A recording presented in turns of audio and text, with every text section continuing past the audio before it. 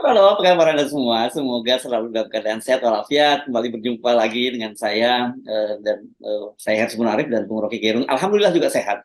Tapi yang saya lagi mikir-mikir yang nggak sehat saya atau dunia ini atau khusus cuma Indonesia aja gitu. Kan kita sudah bahas bolak-balik ya soal kemungkinan Kaisang ini akan jadi ketua umum BSI kalau dia masuk. Kemudian nggak lama lagi nanti Gibran juga begitu diputuskan Mahkamah Konstitusi akan jadi mungkin dia akan jadi wakil presiden gitu. Tapi setelah tadi malam itu akhirnya betul-betul Kaisang itu jadi ditunjuk menjadi ketua umum PSI itu, saya percaya nggak percaya jadinya gitu. Kok bisa terjadi hal semacam itu di negara seperti Indonesia yang katanya negara demokrasi gitu, Bung Rocky? Itu sama seperti orang bisa kaget kalau tiba-tiba KSP-nya juga diganti dari Muldoko ke Dr. Ngabalin. Itu kira-kira setara lah itu tuh. Karena orang membayangkan sesuatu Mulai yang rame lagi nih. ya saya sebut Dr. Ngabalin karena dia punya potensi untuk menggantikan Muldoko sebagai KSP. Tapi potensi itu kan tergantung pada komunitasnya, meloloskan potensi itu atau enggak. Demikian juga PSI tergantung pada komunitas PSI atau senior-senior di situ mau meloloskan Kaisang apa enggak. Nah ini yang biasa di dalam psikologi politik disebut the banality of evil, dangkalan kejahatan itu. Jadi mereka pun nggak tahu ini kejahatan sebetulnya. Nanti orang tanya kejahatan di mana? Ya kan seseorang yang tidak melalui proses meritokrasi, pendidikan politik, pemahaman tentang ideologi PSI.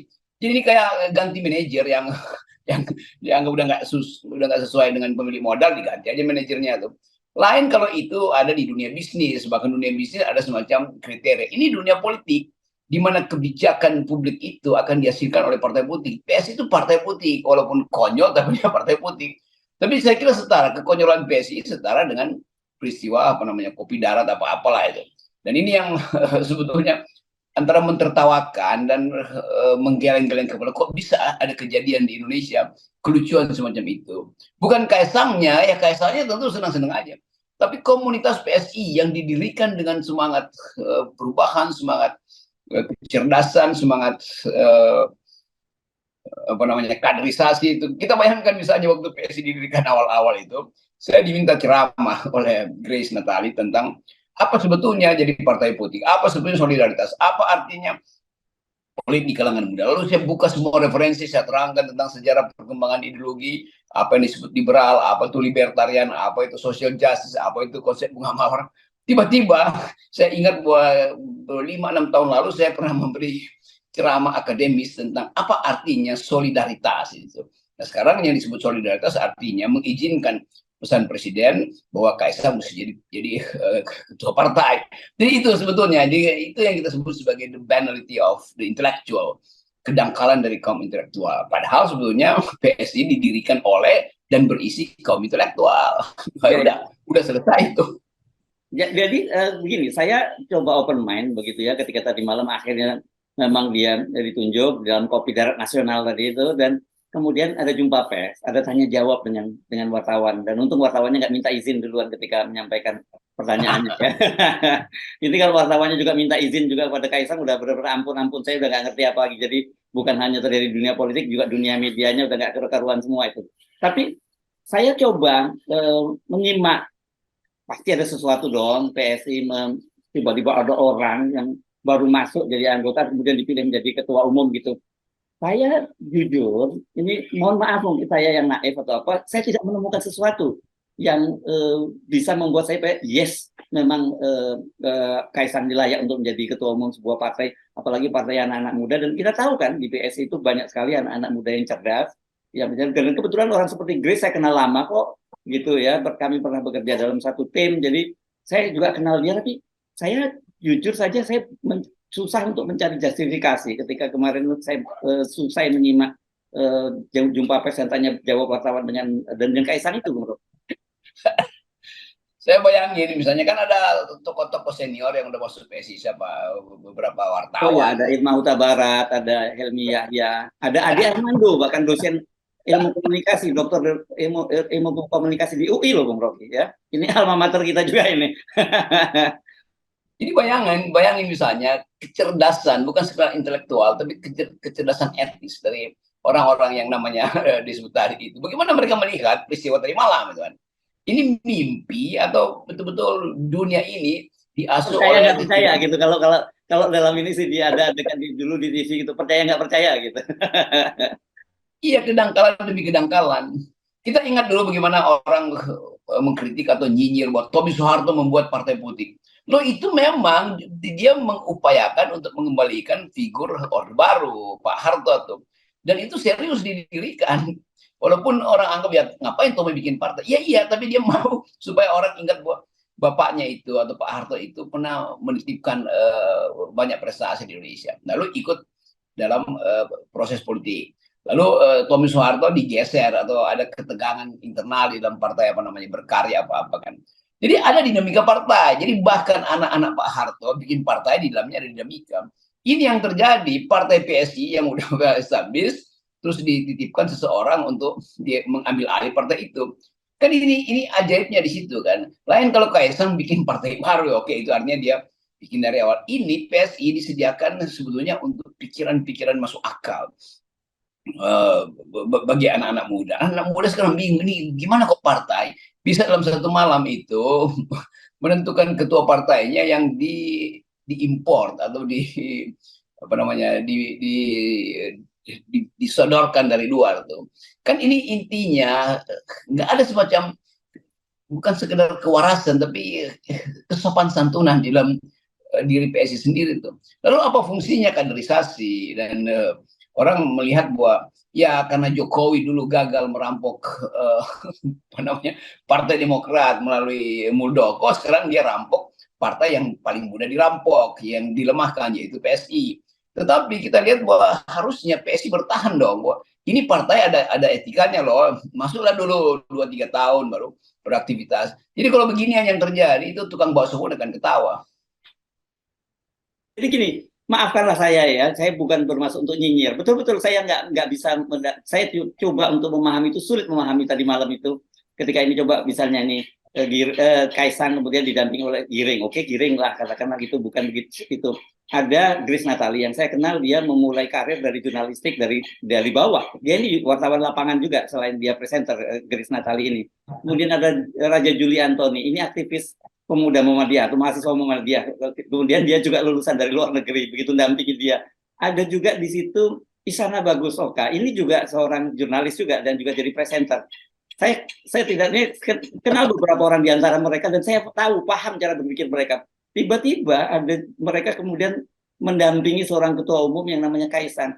Benar dia anaknya seorang presiden. Saya cuma berpikir, saya kira tidak ada justifikasi lain selain dia bawa anaknya seorang presiden. Mohon maaf ya, saya bukan bermaksud untuk nyinyir sama sekali. Ini penting saya mesti garis bawahi, tapi saya betul-betul nggak bisa memahami, Bung Rocky. Saya coba bantu ikut tidak memahami, bukan ikut bantu memahami, tapi ikut membantu. Bagaimana cara untuk tidak memahami dengan jujur? Yang pertama, ini partai yang terseok-seok sebetulnya tuh. Secara ideologi nggak jelas. Itu kumpulan dari semacam gengsi bahwa kami muda, lalu pakai sinyal sister dan brother, lalu pakai gimmick-gimmick populer, wah, kopi darat segala macam itu untuk apa namanya kalau orang sebut muktamar mereka ganti lain. Itu udah bagus tuh sebagai penanda, sebagai semion, sebagai semiotik dalam politik gitu. Tetapi lama kelamaan kita lihat bahwa ini memang sebetulnya partai dagelan tuh kan. Bayangin misalnya dulu Ibu Mega mengolok-olok tukang bakso bahwa supaya jangan kawin dengan Puan atau siapa misalnya. Dengan anaknya Puan, jangan dibilang Puan dong, dengan anaknya Puan, cucunya Ibu Megawati. Cucunya. Lalu orang marah tuh. Padahal memang itu sebetulnya cara kita melihat. Lalu sekarang kita membandingkan dengan apa? Dengan tukang bakso. Lalu tukang bakso saya berkali-kali ngobrol dengan beberapa tukang bakso yang dasarnya sarjana tapi karena kehilangan pekerjaan pindah jadi tukang bakso tuh. Dan orang lalu melihat bahwa ya kalau begini politiknya itu artinya siapapun bisa mengambil alih partai itu kan hanya karena kemampuan kekuasaan atau hanya kemampuan uang tuh. Jadi kita bergembira sebetulnya bahwa cara kita membayangkan yang disebut elite itu di dalam partai. Elite bukan artinya orang yang kaya atau bermutu. Jadi orang yang paham tentang keadaan politik, itu namanya elit politik tuh. Itu akhirnya hanya bisa mengiyakan tuh. Jadi bagaimana misalnya tadi Ade atau siapa Helmi apalah itu mengiyakan peristiwa yang sebetulnya bagi mereka itu nggak masuk akal kan. Ya. Jadi kita justru bukan tercengang karena Kaisang jadi ketua PSI. Kita tercengang karena the community of thought ini, komunitas berpikir ini akhirnya berhenti berpikir. Itu jadinya kan. Ya, ya. Tiba-tiba kok jadi bego semua tuh kan. Jadi tolol tadi, jadi banal, jadi dangkal. Itu dasarnya. Jadi kita mengerti kenapa intelektual Indonesia itu memang nggak mungkin tiba pada satu kualitas berpikir. Karena dia bisa disulap oleh uang, bisa disulap oleh feodalisme, bisa disulap oleh kekuasaan. Ya. Jadi partai PSI akan diingat orang sebagai satu model di mana intelektual tiba-tiba jadi dungu gitu, atau di mana kaum profesional tiba-tiba jadi kacung. Kan itu dasarnya kan. Ya. Ya, oke. Saya kira bagi Kaisang ya bagus juga karena dia menganggap ya kalian kan gampang kita tipu atau gampang kita arahkan kan.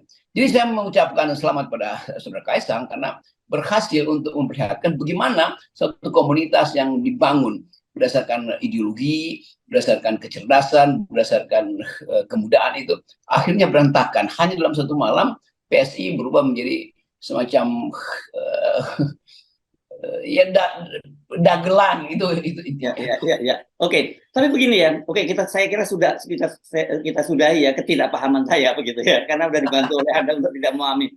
Tapi mari kita lebih serius mencermati ini karena seperti Anda katakan tadi, bagaimanapun PSI ini partai politik loh, yang seperti juga kata Cak Imin, ini dia harus berhati-hati terhadap PSI ini karena dia di belakangnya ada presiden dan kita paham itu. Dan partainya akan didorong masuk ke parlemen. Dan artinya kalau masuk ke parlemen kemudian juga mungkin masuk ke kabinet, itu mereka akan menjadi bagian dari kekuasaan. Tapi kalau sejak awal dibangun seperti ini, kita bisa berharap seperti apa gitu politik yang mereka akan tawarkan kepada publik. Kebijakan seperti apa yang mereka akan tawarkan kepada publik kecuali kedangkalan tadi. Iya, kita mungkin susah buat kita bayangkan karena kita terlalu perfeksionis. Ya. Saya kira begitu mungkin. Ya. Okay. Tapi kita anggap aja ini satu fase di dalam masyarakat Indonesia di mana kedunguan, kedangkalan, kekonyolan itu bersatu tuh, dan akhirnya kita temukan 3 faktor itu, kedunguan, kedangkalan dan kekonyolan pada peristiwa tadi malam. Lain kalau partai itu memang sekedar partai yang didesain untuk norak-norakan. Kan kita bayangkan betapa banyak investasi uang ada di situ, betapa banyak investasi kecerdasan intelektual ada di situ pada waktu awal. Lalu orang heboh, oh Indonesia punya partai baru yang keren, di mana anak-anak muda yang mengerti tentang lingkungan berkumpul di situ, yang berupaya untuk menghidupkan kembali pikiran-pikiran ideologi kiri atau kiri tengah di Eropa, balik ke Indonesia. Dan orang bahkan menginspirasikan bahwa PSI ini seperti PSI zaman awal kemerdekaan yang didirikan oleh Sultan Syahrir misalnya, dengan kecerdasan yang meluap-luap. Ternyata yang ada adalah tadi gabungan antara kedangkalan dan kekonyolan dan kedunguan, kan itu jadinya tuh. Tapi kita mesti sebut ini sebagai mesti ada di dalam satu bangsa peristiwa-peristiwa semacam ini. Jadi kita jangan kuburkan imajinasi kita bahwa memang diperlukan perbandingan untuk menuntun bangsa ini mengerti bahwa kita pernah dihidupkan melalui pikiran oleh para pendiri bangsa. Kemudian pikiran itu meredup di zaman Orde Baru, bahkan upaya untuk menghidupkan kembali pikiran secara reformasi tidak berhasil. Dan upaya terakhir untuk menghidupkan prinsip bahwa demokrasi harus dibagi habis kekuasaan itu dalam partai, ternyata ada sebuah partai yang bahkan mengerti demokrasi aja enggak tuh. Jadi kelihatannya itu semacam kutukan sejarah bagi kita. Ya, oke. Wah, ini berat ini kalau udah mulai masuk kutukan sejarah. Tapi begini ya, saya kira mungkin juga jangan salah dipahami ya. Kita tidak akan menghalang-halangi anak presiden atau anak siapapun ya untuk menjadi ketua umum partai politik itu. Tetapi tentu saja yang seperti Anda sebut tadi ada tahapannya, ada sisi meritokrasinya.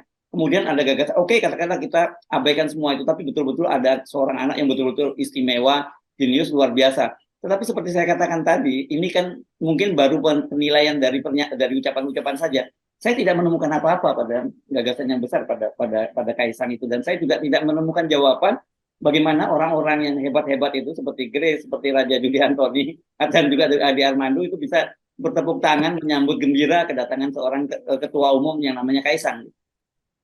Kan kita bayangkan saudara Kaisang mestinya datang dengan visi, tentu dengan pikiran yang lebar dan dalam itu. supaya orang semacam Ade, siapa Grace segala macam mengerti bahwa dia akan dipimpin secara visioner. Itu yang mungkin susah dan kayak itu tidak akan terjadi.